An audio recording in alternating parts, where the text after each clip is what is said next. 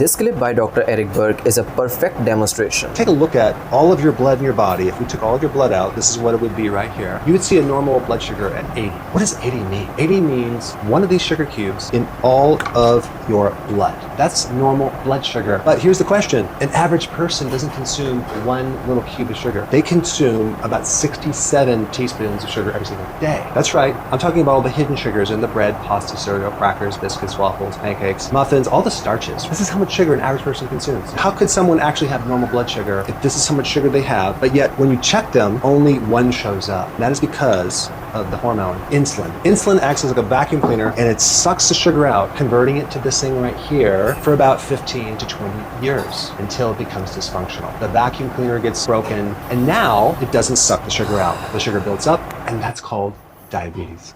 Now let me complete my sentence. It's a perfect demonstration of fear-mongering. That's not how insulin works. Your body is designed to release insulin, to eat carbohydrates and all other macronutrients. Unless कि आपको कोई health का particular disorder है कि जिसकी वजह से कोई ना कोई macronutrient आपको restrict या limit करना पड़ रहा है अपनी डाइट में. इंसुलिन आपकी बॉडी में रिलीज होती है ग्लूकोज के अपटेक के बाद और ब्लड से उस ग्लूकोज को मूव करवाती है सेल्स के अंदर, जिसमें से 2/3 ग्लूकोज आपका स्टोर होता है मसल्स के अंदर एज ग्लाइकोजन और 1/3 जाता है लिवर के अंदर एज जो स्टोर होता है ग्लाइकोजन के तौर पे. उसके बाद भी अगर आपका एक्सेस इंटेक होता रहा और आपका सेडेंटरी बहुत ज़्यादा लाइफस्टाइल है और आपकी कोई एक्सरसाइज और फिटनेस रूटीन नहीं है, तो फिर ये जाके स्टार्ट होंगे एक्सेस कार्बोहाइड्रेट्स आपकी फैट्स के तौर पे स्टोर होना. ये ऐसा इंसुलिन का काम नहीं है कि इंसुलिन एकदम से इतना बड़ा फैट के तौर पर ही स्टोर करना शुरू कर देगी आपके सारे ग्लूकोज को. ऐसा कुछ नहीं होता. और ये डॉक्टर एरिक बर्ग की पोजिशनिंग है इसी तरीके से मार्केट के अंदर कि he is a keto influencer and he doesn't let go of any chance to demonize carbohydrates. हाँ, जो कार्बोहाइड्रेट्स नुकसानदेह हैं वो है